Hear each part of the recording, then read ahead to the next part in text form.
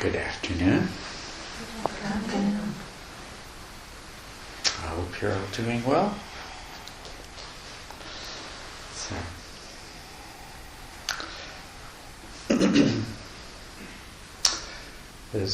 Do you have any questions? Does someone have a question? Yes? How would you handle the problem that during the midst of the meditation, suddenly your body starts to move? Your body starts to move? Yeah. Mm-hmm. It's not unusual. If it's not really disturbing you or someone else, then you can just let the movement happen and see if it might go away after a while. Was it a really strong movement that was disturbing, or was it just a... Well, not disturbing, just used to that way. Like first your whole hip start to move, and your head start to move slowly fast, just like very fast. Of course, that would disturb other people. So then I can use my mind to stop, and it will stop. Yeah. But if I say, okay, let the way it is, then it will start to move again. Mm-hmm. Yeah. As I say, it's not unusual, and usually it will smooth itself out and go away. It's actually something that seems to naturally occur as your concentration improves. Is that the energy, the chi, starts to, as it starts to build up, it causes the body to move. And if you don't need to interfere with it, it's best to just let it go ahead and run its course. So, is this happened to you just this morning? Just now. Just now. And did it just continue the whole time, or did it stop at some point? It will stop. It stopped sooner. Yeah. Well, that's the best thing to do, is just let it stop by itself. Mm-hmm.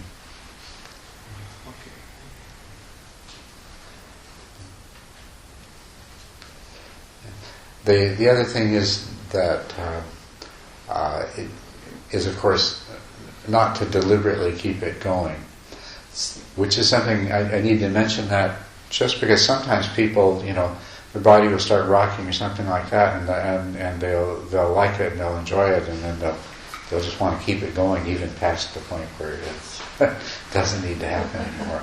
And don't do that. Let it go away when it's ready to go away. So thank you. Other questions?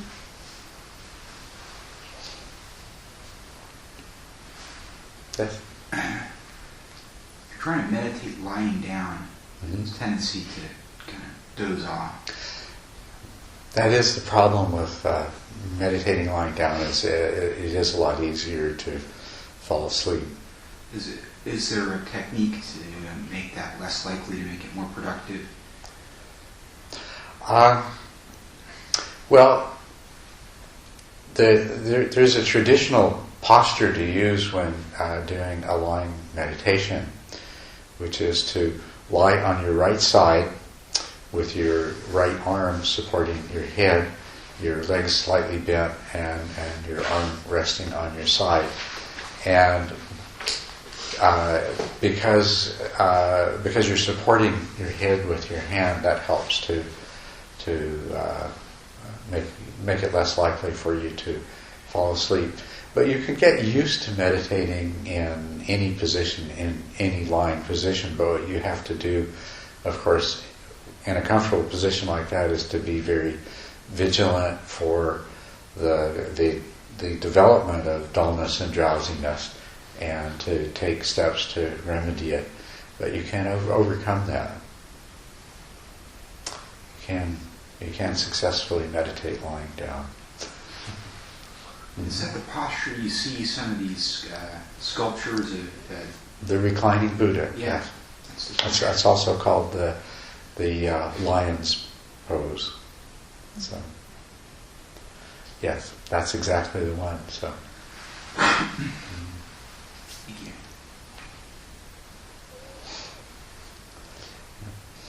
So you can do meditation standing or sitting or lying or walking, all four postures.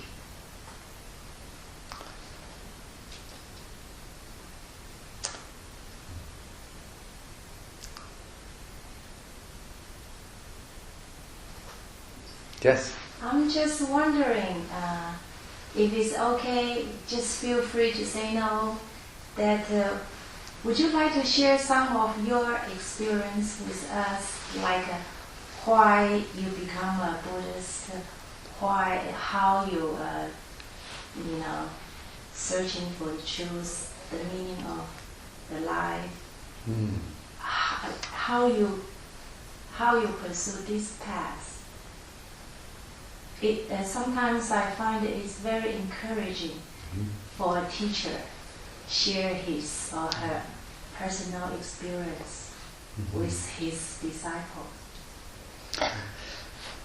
Well, certainly.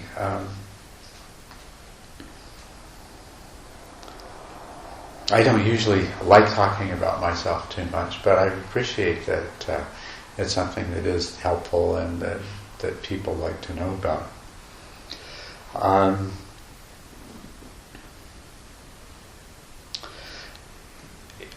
It was something that happened when I was a teenager, an adolescent, that I think first caused me to become interested in some kind of spiritual path. And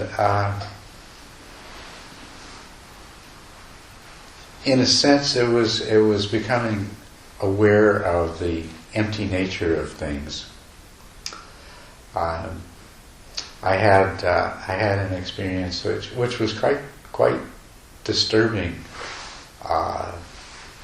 to me, of becoming aware that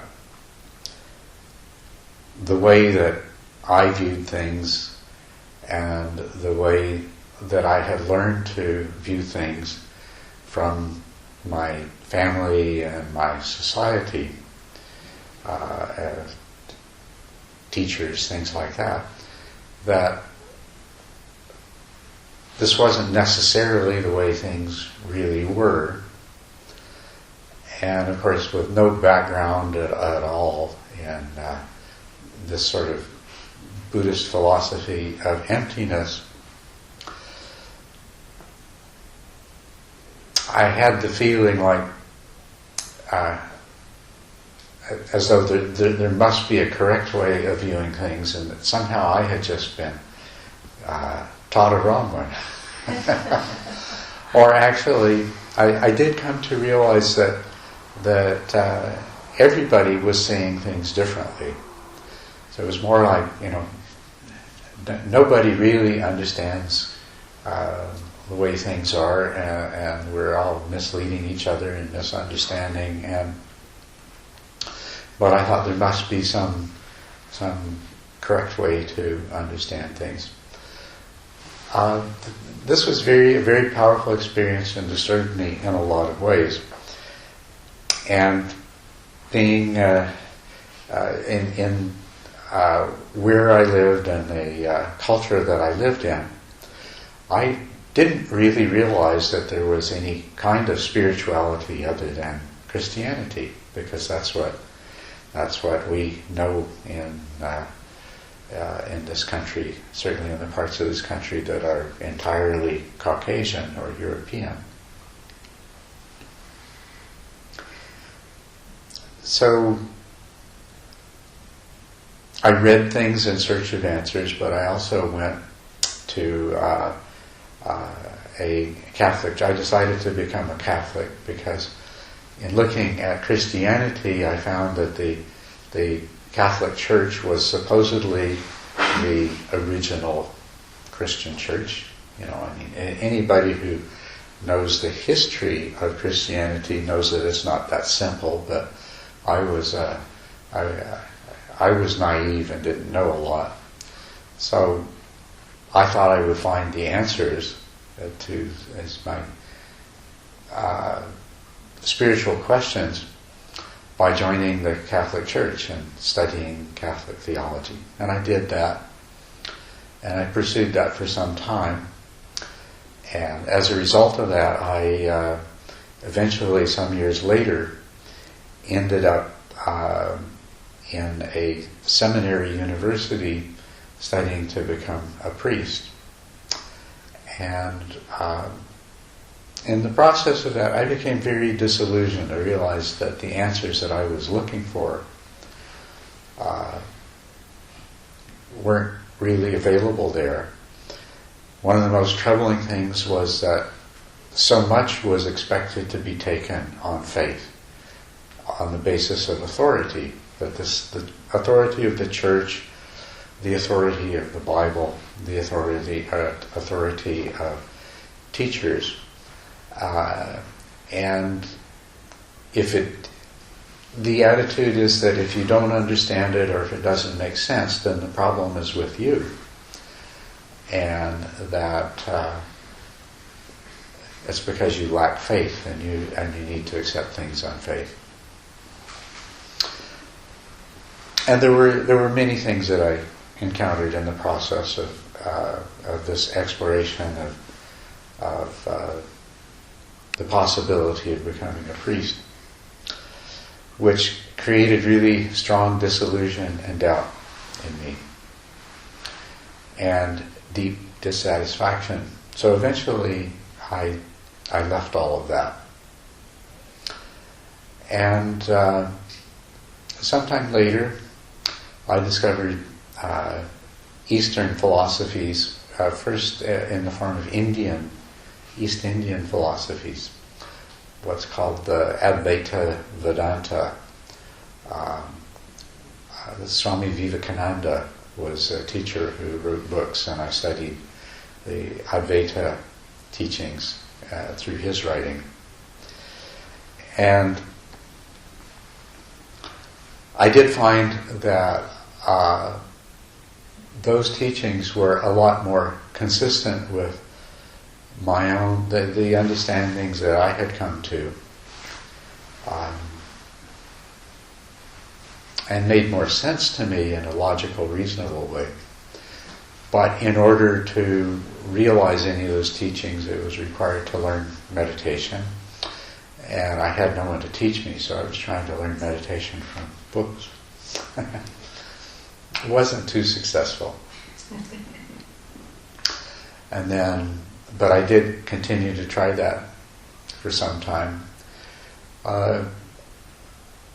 About 2 years later, some of you may be familiar with Maharishi Mahesh Yogi, and the Beatles made Maharishi famous.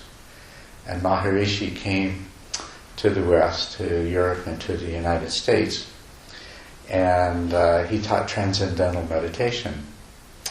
And so I studied and learned that, and then finally I began to understand how to meditate. And I did that for some time, and actually was going to become a transcendental meditation teacher, a TM teacher. But there were still many things that wasn't providing answers for. And the philosophical part that I had found most satisfying was in the Vedanta, and the method of meditation taught by Maharishi did not really correspond to the Vedanta, because in the Vedanta you're doing a kind of training, the idea of which is, as they say, to discover the true nature of the self. But in order to do that, you do the research into your own mind, trying to locate the self, trying to locate what is the self. And I still didn't know how to do this. And then, quite by accident, maybe about a year after I had been doing transcendental meditation, I met a Buddhist teacher who was my first Buddhist teacher. And he was actually, he was an upasaka. He was not a bhikkhu. He had a group of students, and he played an Indian instrument called a surguhar. It's like a large sitar, if you know what an East Indian sitar is. And he was playing this music in a vegetarian restaurant, and he had a group of his students with him. And then when the time came for a break, instead of like most musicians who are playing entertainment in a restaurant, comes time for a break, they go out back for a beer and a cigarette, And instead, he and his students got together and they were chanting mantras together. I found this very interesting. But what was especially interesting to me is that at that time I was a graduate student, and another graduate student was from India. He had recently gotten married. His wife had received a sitar as a wedding present, and it got broken on the airplane. And so I bought it from my fellow student, thinking someday I'd like to learn how to repair this and play it. And so this fellow was playing an instrument very similar. And so I approached him and asked him if he could possibly help me with this. So he invited me to come to the place where he lived with his students and taught, and to bring my broken sitar, and that he would see if we could fix it. As a result of that, I ended up going back there probably about twice a week, and would spend several hours at a time as we worked to repair this musical instrument, and he began teaching me the Dharma. And I recognized that many of the same questions that I had been pursuing answers for so long, and had found some promise of being answered in the Advaita Vedanta, were the questions that Buddhism was directly addressing and had the methods for pursuing the answers to. And also, one of the things that I liked the very best about the Buddha's teaching, as I began to learn a little bit about it, was when I was told that he had instructed people not to believe anything that he said, or take anything that he said on faith from him because of his authority, or from anyone else because of authority, or because many other people believed it, but only anything that was taught was to be, a person was to try it and test it and determine for themselves whether it was true. And so I thought, well, this is for me.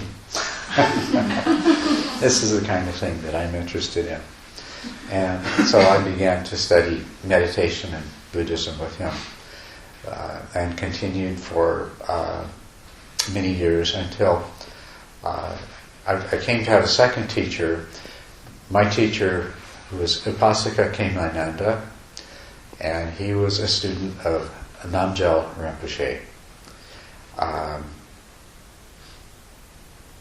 which is an interesting thing because Namgyal Rinpoche was, before he became a Tibetan Rinpoche, he was a Theravadan monk who was named Ananda Bodhi.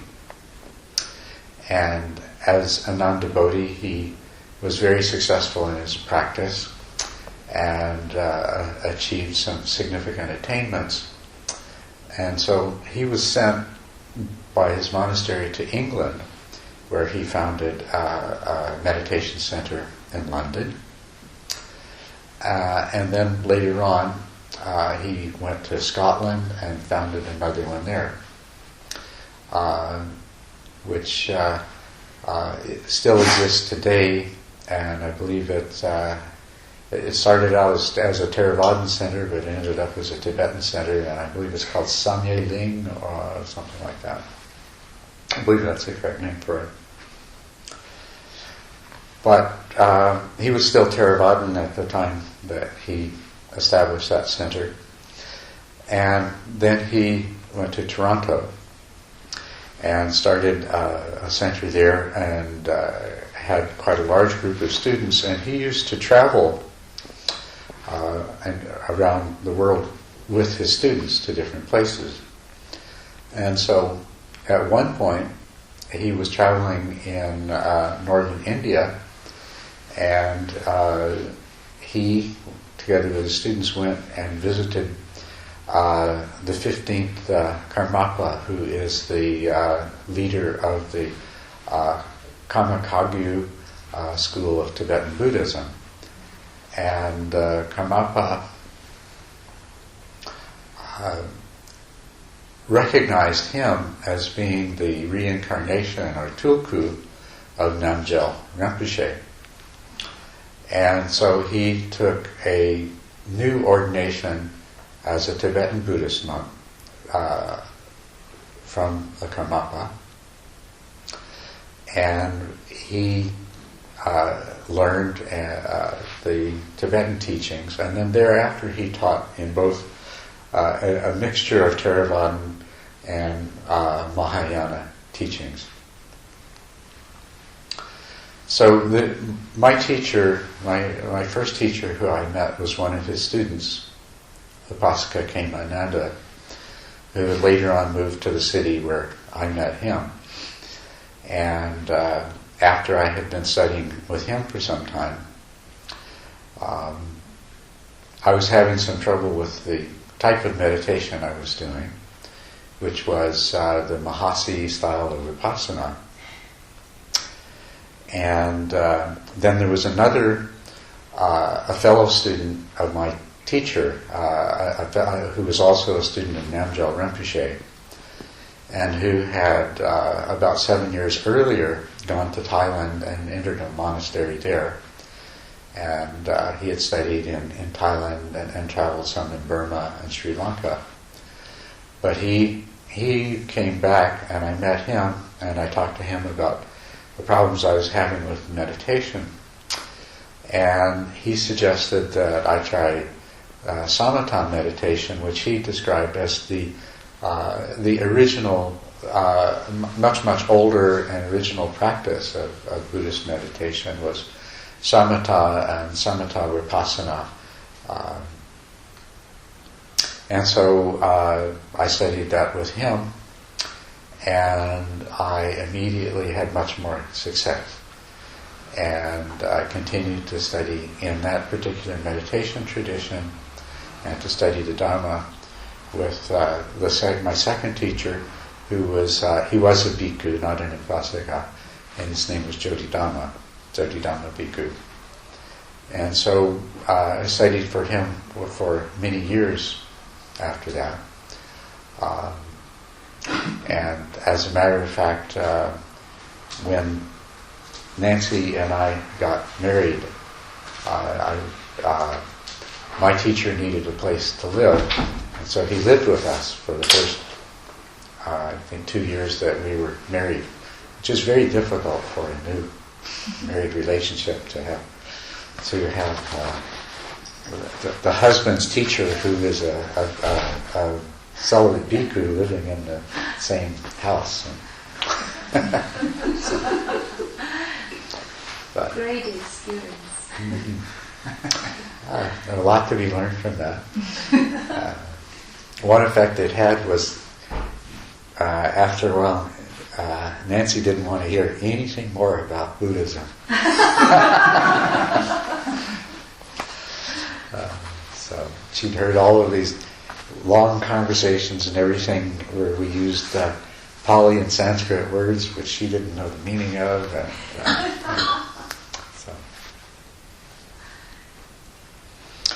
But that's the tradition the tradition that I came out of was actually a combination of Tibetan Mahayana and Theravada. And the meditation tradition was the very oldest of the Buddhist meditation traditions, which is the combination of samatha and vipassana. And the form in which I learned it borrows heavily from both the Theravadan forms and the Mahayana forms. So, for example, in this 10 stages that I have outlined for you, That is strongly influenced by Kamalashila's stages of meditation, but it also incorporates much of the traditional meditation teaching that comes from the Visuddhimagga of the Theravada. And so basically everything in the Dharma and everything in the meditation instruction that I have learned and teach is a combination of these. It's not strictly one or the other. And what I have found, and I have studied the texts of these different traditions, what I have found over and over again is that each has things to offer that the other lacks, and each presents things in a way that helps to understand something that is present in the other. And so the combination of the two of them provides so much more, and is so much more fruitful, both in depth of understanding of the Dharma and also in the power of the practice. So, and I have continued since to explore more and more variety of teachings on enlightenment and on meditation. And I believe, of course, there can be only one ultimate truth. There can be only one enlightenment, one realization that transcends the particular views that cause life to be as difficult and unsatisfying as it is. And I also believe that there are many different paths that can lead to this same goal. So there is not any one of them that can be pointed to and said that this is the only path, nor any one of them that can be pointed to and said that this is the best path. Because each of them has certain virtues, and each of them perhaps there is something that is of value that might be found somewhere else.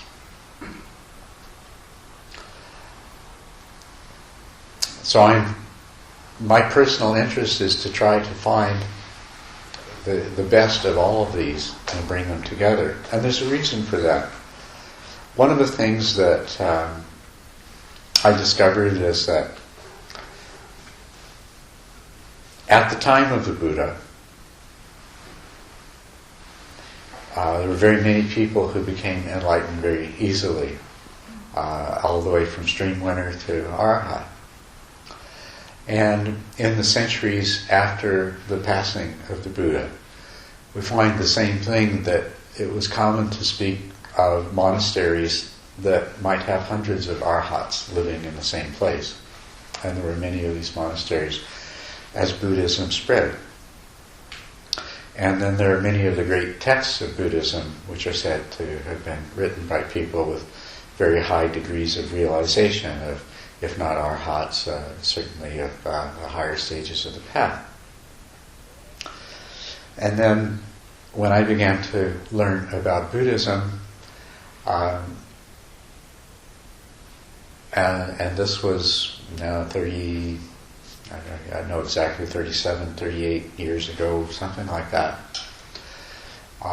And speaking to people who'd come back after spending years in Southeast Asia, saying that there were many people, many Buddhists in Sri Lanka and countries like that, who believed that it was no longer possible for a person to become an arhat in this time. And they talked about the jhanas in meditation, and it was believed, some people believed it wasn't possible to achieve the jhanas anymore. And in the Tibetan tradition, someone you may have heard of, his name is Alan Wallace. He was a monk at one time, ordained by the Dalai Lama. And he has written and studied, but in studying the Samatha tradition the Tibetans, he did a survey and asked many people, and the agreement was that very few Tibetan monks were able to attain samatha in this state. So I felt that, amongst other things, I felt extremely fortunate that I had the opportunity to meet a teacher who could guide me in the successful attainment of something that people thought was so difficult to achieve. But it also was very obvious to me, because there were other students who were having great success too, that there was a problem here. First of all, there was a problem, people infected with an unhealthy idea that these things couldn't be achieved, which, as I spoke to you, one very great hindrance that we can experience is skeptical doubt. And the problem with doubt is, to whatever degree doubt is present in your mind, it will prevent you from achieving these things. You really have to not allow your mind to be obstructed by doubt. And yet we had these things that were commonly being said in monasteries, in Buddhist monasteries all over the world, which were planting seeds of doubt in the minds of practitioners and standing in their way. But also, I came to realize that another big part of the problem was, in so many places, the teaching was being given in such a rigid way, in language that wasn't the same as what people use today. And often a teaching on meditation would be given by somebody who's basically repeating a teaching that had been originally produced by somebody else hundreds of years ago. And it's just being recycled. And so it's not alive, and it doesn't have the same power. For example, I mentioned Kamalashila, and in his teachings of he describes 9 stages of meditation, which, some subtle distinctions in the way he lays it out. That's all it is. But the first time I encountered the 9 stages as taught by Kamalashila, it was in a teaching by a Tibetan Lama who had all the authority of having been properly trained. And I had been meditating for a long time. And I listened to him teach, and it didn't take very long for me to realize that he didn't have any idea what he was talking about. He'd never done the practice. And he was saying things according to his best understanding of what the text meant, and according to his best understanding of what his teachers had told him. But who knows how many, from teacher to teacher to teacher, this had been gone on, being taught by people who didn't have the actual experience. And so they read the words and they think, this is what that means. And they have this idea in their mind that this is what that means. And then they teach it to a student as though this is what it means. So I realized that a big part of the problem was people teaching what they didn't know. And there is a lot of that. You encounter it everywhere.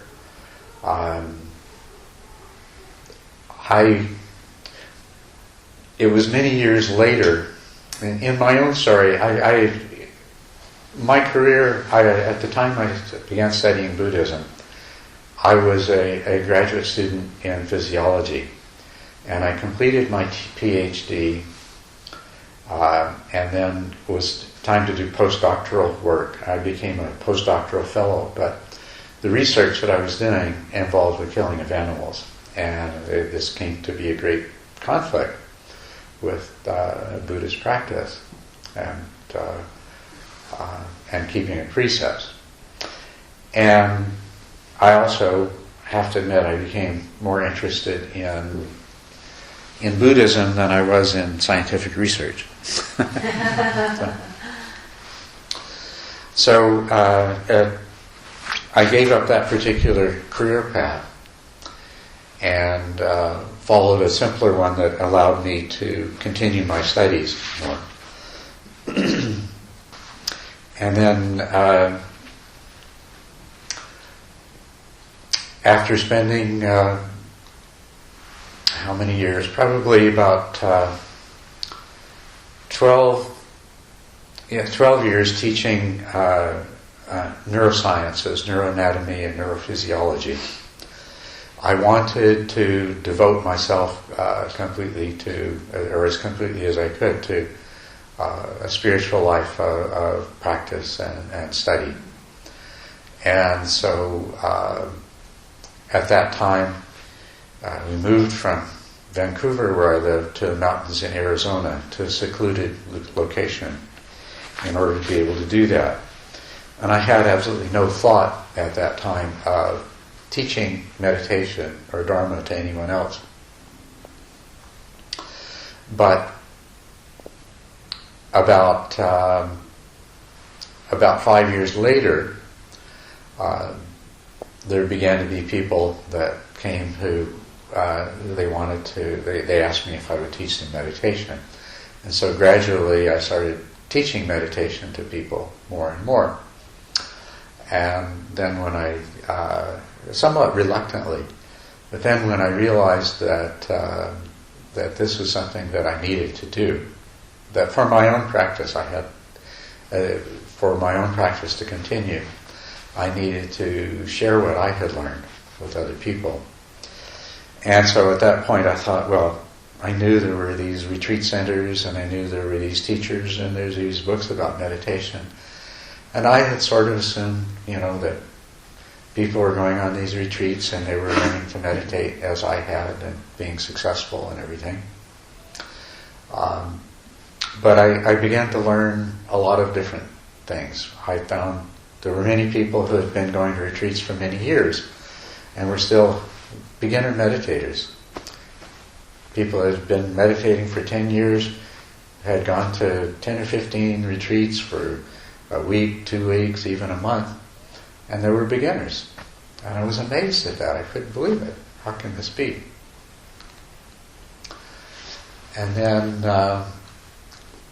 so it seemed like I was going to need to teach meditation. So I started getting the books, reading the books that had been written about meditation, written in English by popular meditation teachers. And over again, I would have the experience. I would get a book, and I would start reading it, and I'd get up to, some point in the book, and I realized this is where this person's real experience ends, and everything he says from this point is just he's repeating something that he's heard or read somewhere else, And I realized that this has been happening for hundreds of years in Buddhism, is that there is a separation between the practice and the study, between the scholarly understanding of the Dharma and even the scholarly understanding of the practice. And when they become separated in that way, that the teaching loses its power. And so what I see now as the important thing to happen in the world is for us all to rediscover and reinvigorate this incredible Dharma, this incredible teaching that we have. Not only the original teaching of the Buddha, but all of the fully enlightened masters who came after him, who also have produced profound works of understanding. But this needs to be recovered, and it needs to be understood on the basis of practice, because Buddhism from the very beginning was about a path and a practice. It was not about a philosophy. It was about a path and a practice. The very first teaching of the Buddha, after his own enlightenment, the first sutra that he taught was on the Four Noble Truths, the truth of suffering and the cause of suffering, the cessation of suffering, and the path to the cessation of suffering. And if you look at this teaching, there's no philosophy in it. It's all about a path. It's all about practice. And this is where, but of course, there's the need for the understanding, for the intellectual understanding. And there's a tremendous amount of Buddhist wisdom and Buddhist philosophy, and it has its proper place. But it can't really be understood in separation from practice, because in separation from practice it quickly loses its meaning and it becomes misunderstood. And my great good fortune is that I was taught practice, and then I had recourse to reading in order to understand what was happening in my practice, to reading and study. So then I could go and I could read these texts, and they would give me the explanation for what I had experienced, and they would also point me the way to continue to practice. And I also had a teacher who had his own experience. So I had the benefit of the advice of somebody who had experience, who knew what they were talking about. So this is what we need. We need practice combined with the theoretical knowledge and understanding. And the other thing that we need is that from the time of the Buddha, many different paths have developed as Buddhism spread to different places, and they all contain many virtues, and they may sometimes appear to be somewhat in contradiction to each other, but to the degree that they are valid paths that lead to the goal, then they have tremendous value to offer. And so today, if we can find that and perhaps come to an understanding of a much more direct path to awakening, it is one thing to become awakened. It's a completely different thing to help somebody else, to guide somebody else to achieve that awakening. The remarkable thing about the original Buddha is that, and it's so incredibly remarkable, that he was able to do that for so very, very many people.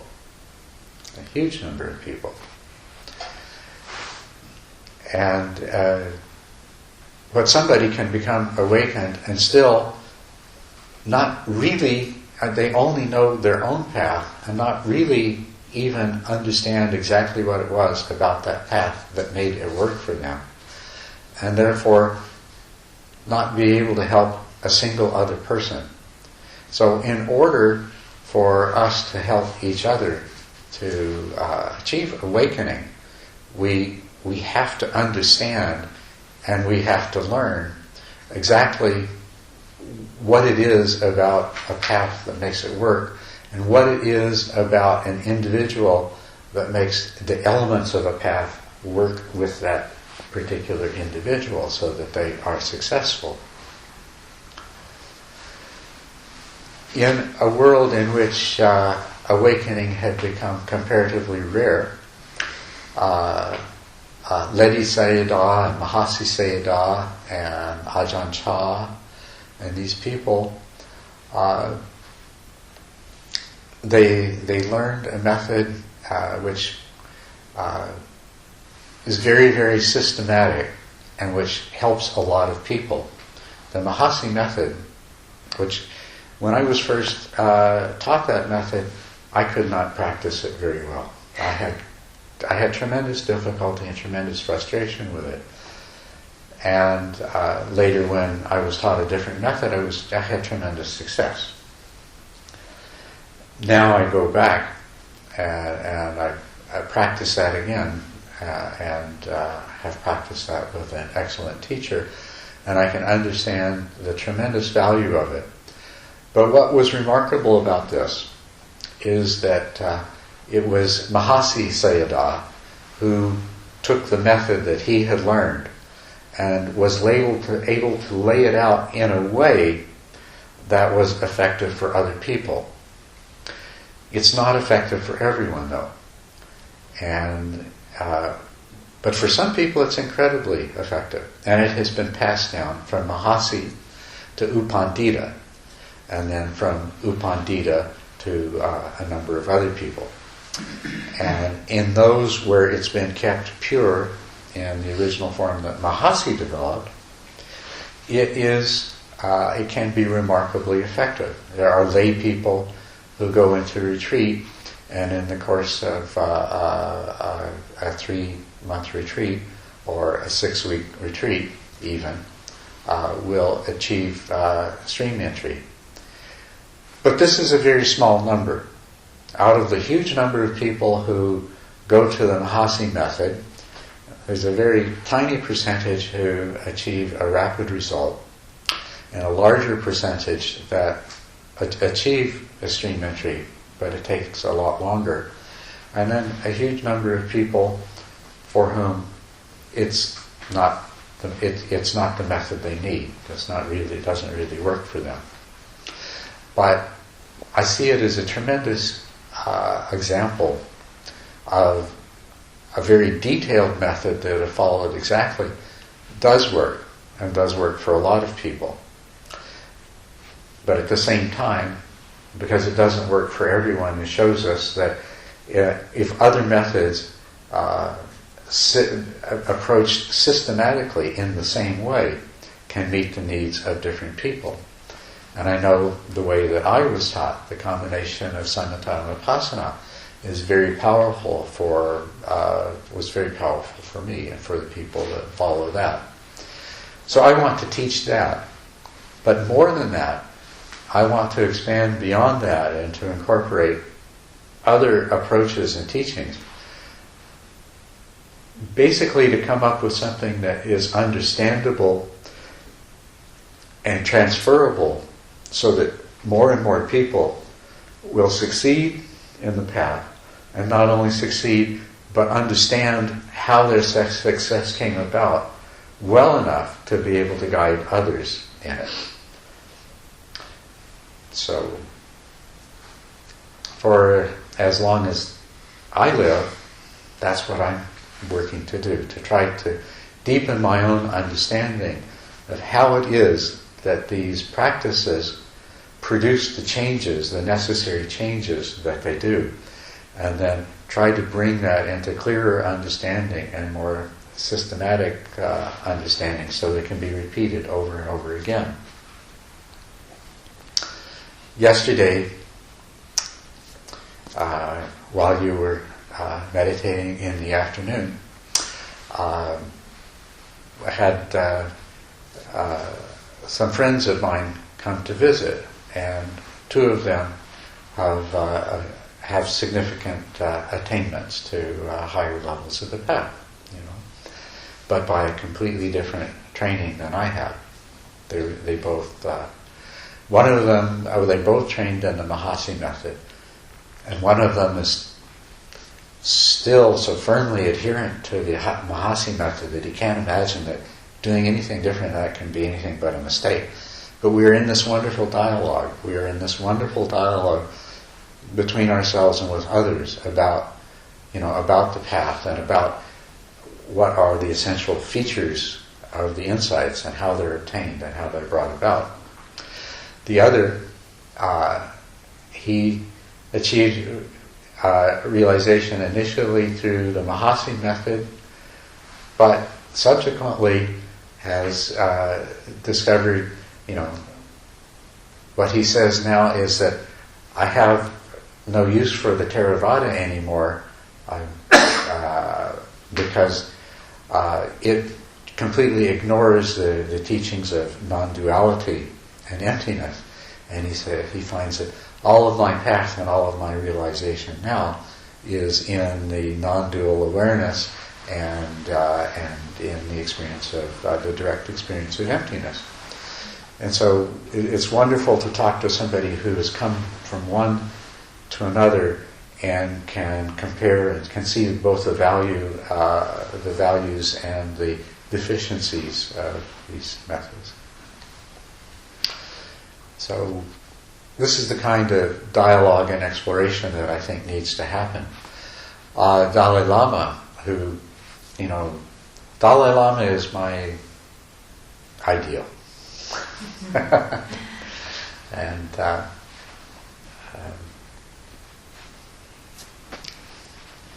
but he has brought many scientists together with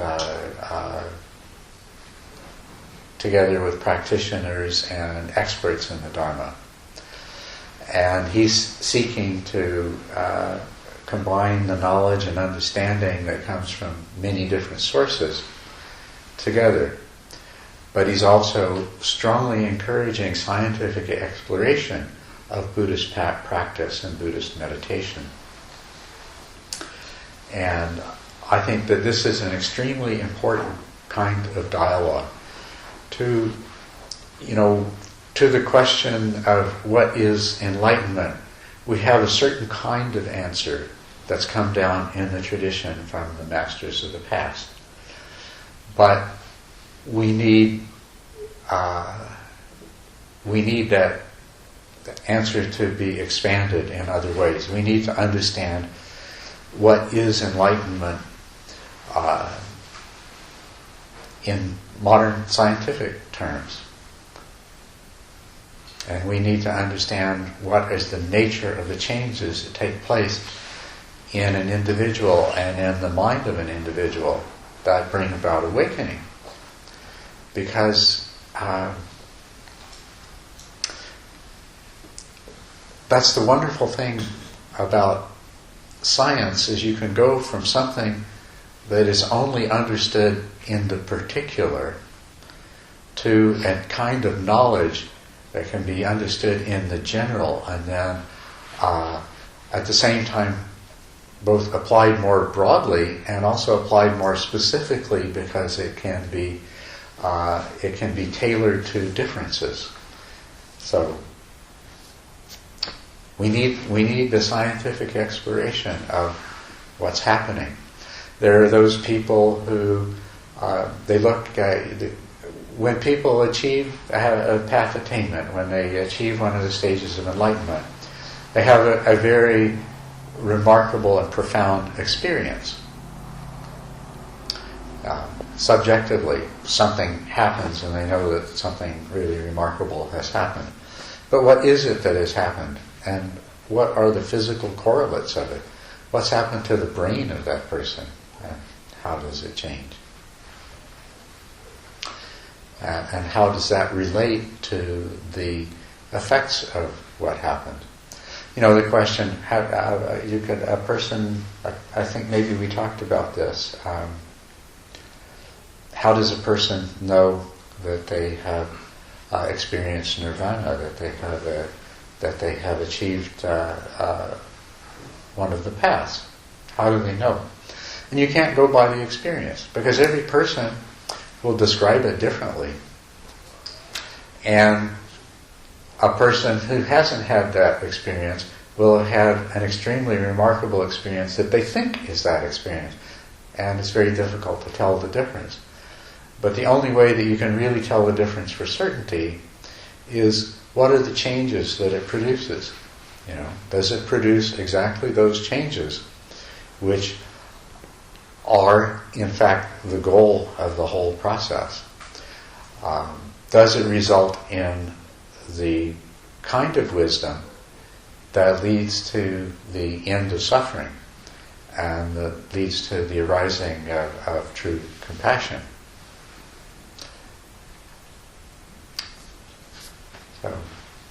So this needs to be understood from all these different perspectives, and we need to go beyond the confusion that comes from different traditions.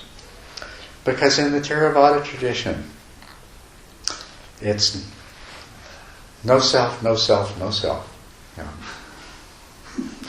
Got to understand impermanence, got to understand suffering so you can realize no self, no self, no self. And Mahayana and the Advaita Vedanta say non-duality. And the Theravadins say non-duality, bunk, no self.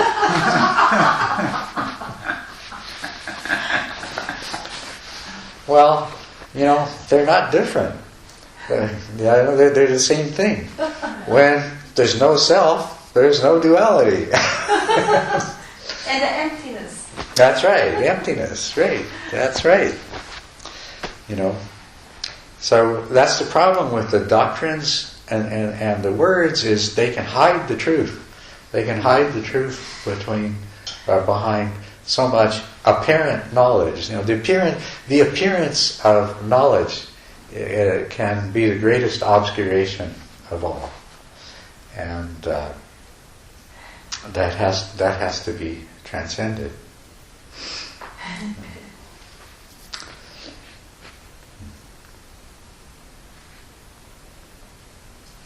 And then why in the beginning you have this, you're reluctant to become a teacher? You just say that in the beginning you have this reluctance. Well, on the one hand, I didn't perceive the extent of the need. I really honestly believed that all of these people going on all of these retreats were achieving results and becoming enlightened. And I thought that that there were that we had all kinds of enlightened people in our house. I thought they were just all in Asia, and we didn't have enough in the United States yet. But I thought they'd get here eventually. That was part of it. But the more important part of it, the really serious part of it, is I had too much of what's called the Hinayana attitude. I was more concerned with continuing my own practice and continuing my own spiritual development. And I saw the means of doing that as being withdrawal and retreat. To go someplace where I was away from everybody, and I was away from the world and away from the distractions of the world. So it was, and like I say, it was as a result of something that I was taught, that I was told by a Tibetan geshe, that I realized that I was at a point where I was not, my own spiritual path could not proceed any further unless I tried to share what I had learned. That was the only way that I could continue to move forward. So, but before that, it was essentially just being entirely focused on this the path that I was on, and I didn't think anybody else needed me or wanted me or that I had that much to contribute, and they were doing fine. What is this combination of samatha and vipassana you're referring to? Is it using Mahasi style vipassana at the same time as samatha techniques? And also, I want to clarify what you mean by Mahasi style. Is that just picking an anchor point for your awareness and letting things float up as they might? That's the lunch bell is going to ring very soon, and that's a lot. We could continue that this evening. Let me just once again, what is it you? Okay, what does samatha together with vipassana mean? Well, I think I should talk about this evening. I'll talk about the relationship between samatha and vipassana and the different ways that they can be approached. There's the samatha followed by vipassana, and then the Mahasi is an example of the vipassana followed by the samatha, and then there's the vipassana and the samatha that are cultivated together. So these are the three basic approaches, and actually as described by the Buddha himself in the sutras. And then the other thing is what actually constitutes the Mahasi method, since I mentioned that. And then I'll talk about how you practice samatha and vipassana at the same time. Okay, so we'll do that tonight. Well, then I have a question after that. But Okay. It's almost like we need a flow chart for use of samatha and use of vipassana. But I was going to ask you just more on your point about scientific research and why does it have to? Because when you describe the stages, they are measurable and observable behaviors that you are engaging to get to these stages. And can you have a behavioral definition of what awakening or enlightenment is? Why does it have to be measured by physiological reactions? So I don't know if that's on the topic. Okay, can you remember all of that? Yeah. Don't forget a bit of it, okay? I don't have to remember my question, right? Because you've got that. Yeah, I think I got your question, and of course, if I lose it between now and then, you'll remind me, right? I'll write you a flow chart. Okay, thank you. Can I have a last request at 2:30 to guided meditation again? Because I have some feedback from other people. They would love to